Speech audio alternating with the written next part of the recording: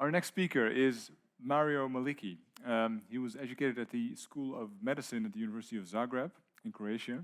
Then he obtained an MA in Literature and Medicine at King's College London, and then he obtained his PhD in Medical Ethics in Croatia. I think I need help here. Are you looking for your presentation? Yes. We'll figure it out while I keep introducing you. Thank you.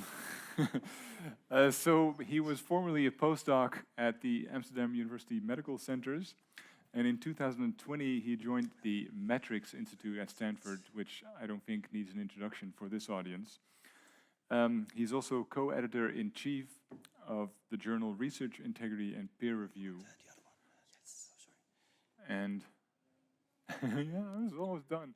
Are we getting there? Yes. So Mario, you research journals and you research peer review. So can I ask you, do you think Lex would make a good editor? Ooh, that would be amazing. But I think we all seen how many colors he does. So, and few of you have published in my journal. I was very happy to see a few presentations here mentioning, know that I also leave a bunch of comments. And I can tell you that if you're not used to that as a reviewer, it can get tricky. I think I was very blessed because I was a postdoc working for Lex.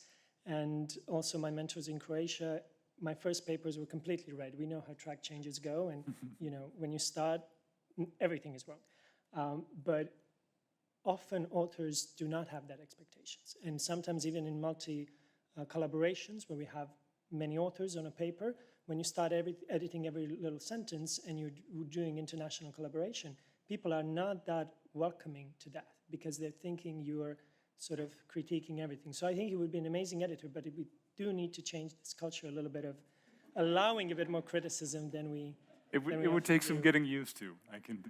But Okay, it is Mario, a lot of work. the podium is yours. So we'll see. Go ahead. Thank you. I am an editor-in-chief of Research Integrity and Peer Review. I'm very grateful, actually, that Springer Nature gave me that opportunity at a young age and being involved with PERI, a group that was looking at peer review. And it was basically because at a time, the experts and the professors who were doing peer review were always editors of other journals, and we've seen them here from epidemiology and everything else. And this field that we call today meta-research has been very often called in the past editorial research, because most of it came from editors themselves looking at the practices and how they can be improved. And as part of this 5-year project and then later on, I was very intrigued to know what does actually peer review do. We hide behind this term as if it does so much, and yet we've not really proven what it does. And in light of transparency, you can find our registration and details about this project here, so you know, clickable and all that we've heard before.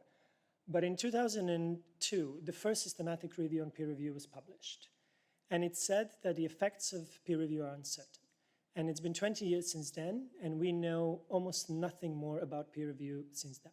It remains the black box. We've talked about that phrase for even here today, and we don't know what it actually does. And of course, today we have more than 50,000 journals indexed in big databases. But if you've seen a paper that came out last week, there's more than 25,000 journals being done in the Latin America and Asia and elsewhere that are not even indexed in Scopus or Web of Science or PubMed or any of these big databases. So scholarly communication today evolves around 70 to 80,000 journals doing something that we call peer review, and we don't know what it is. So our goal was to identify all the studies that have looked at what happens to a paper once it gets to a journal.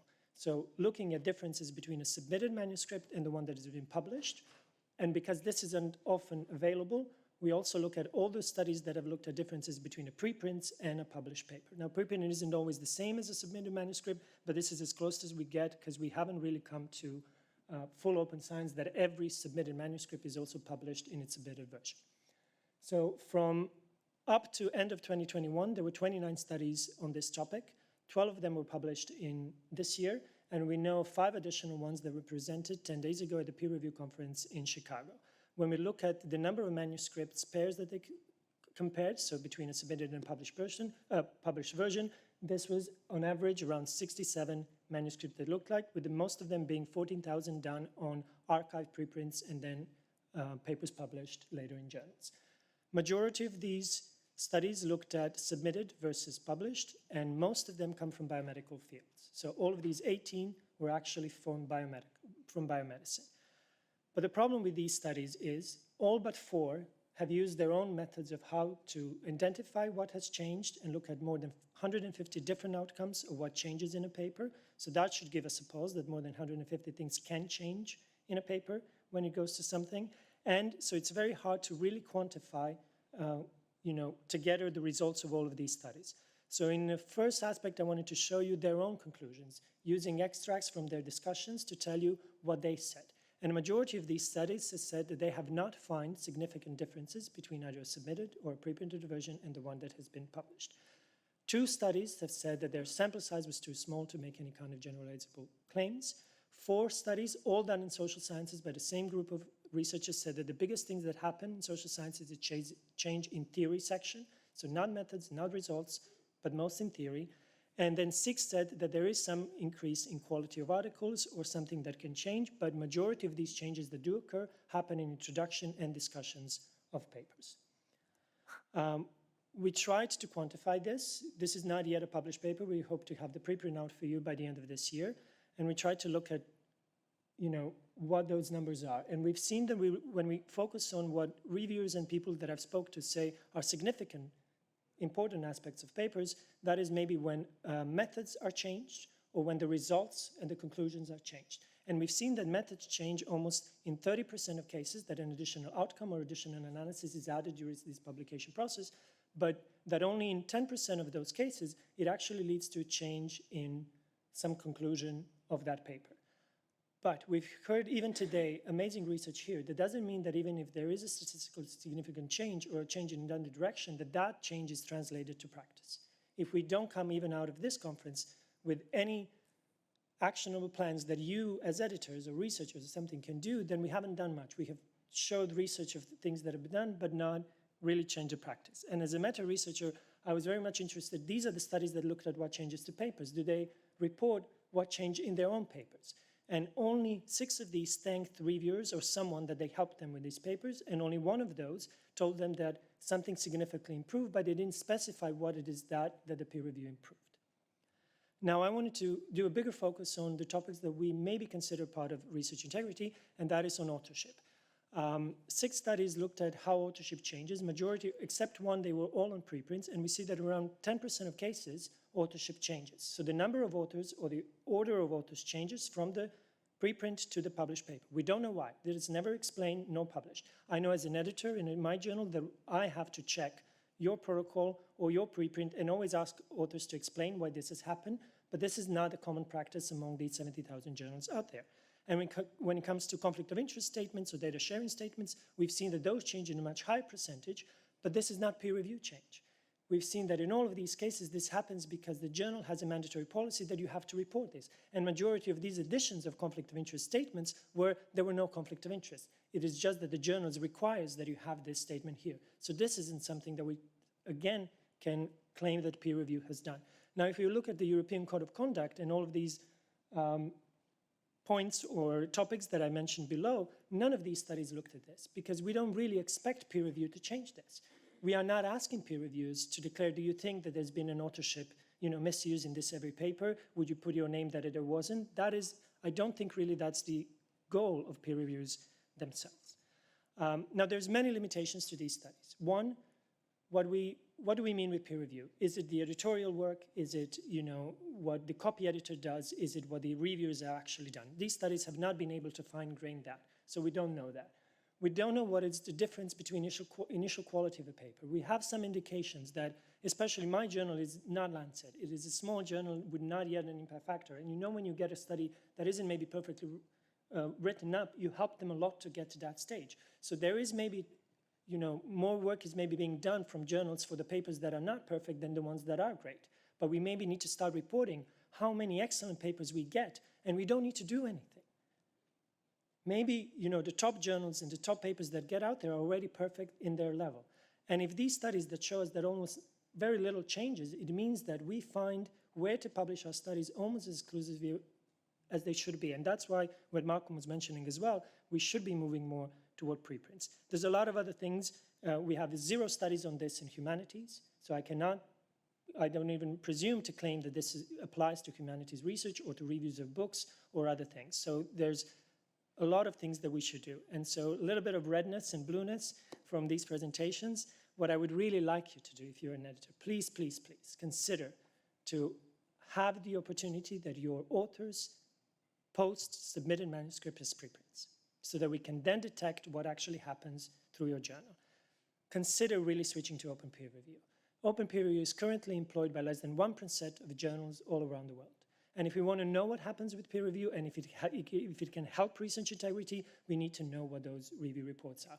And I admire that Lancet has these big communications, but they don't apply to my journal. I'm the only editor. I have no one to discuss. I see the reviewers' reports, and the decision is then mine. And it's great if I can sometimes get a statistical advisor or someone to do it, but the majority of the journals out there neither have the money nor the capacity to do this. And so we need more data to show what is being done. We can consider publishing peer review statements. My dream would be that one day, every paper when it's published, like a conflict of interest statement or data sharing statement, that we have a peer review statement that says exactly what has happened to this paper because of peer review. And then also acknowledging, if nothing happened, the paper was great, we're very happy to publish it, thank you for choosing us, but there was nothing to do because you were excellent in themselves. And then let's agree not to maybe measure 150 outcomes for these studies, have a core set of these outcomes, do more of these studies, and then maybe when we meet in a few years again, because Lex will never retire, that we have data on this, and then I can then tell you for more than these studies, what do actually 50,000 journals do, and what does peer review help when it comes to research integrity. But if we want peer review to do something, we need to specifically ask peer reviewers that they do specific things that we want them regarding these questions. And the last thing that I want to do, praise publishers, is for the first time ever in the history of publishing, we have now one publisher has made peer-reviewed data available to researchers to research. Always, when you wanted to do this research, you had to have a contact or a personal connection with an editor to give you this information. For the first time ever, we have this information now live. Thank you. Thank you.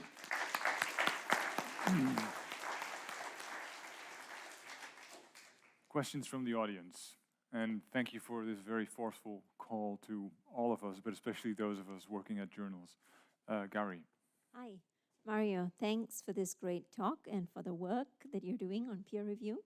I'm curious, can you share some comments from your research in this area and also as a researcher yourself? When you talk about open peer review, what do you think of the F1000 model, publishing model, where all of the peer review is made open? I can clearly see what's happening in terms of comments, not only as an author, but also as a reader. Well, first, as I come from Springer Nature, I have to say it seems that our marketing is very bad because we have a much bigger percentage of journals who use open peer review, and F1000 is not the only way to do it. You can have full open peer review without having preprint and that. But I do praise that because at least you have the submitted versions and we can see what happens. The problem I see with the Welcome platform and with possibly the European Commission platform is that process that doesn't guarantee who makes the decision. So we have seen in the Welcome Trust platform that you get maybe even up to 30% that at least one reviewer said reject, but the authors are not forced to reply to this.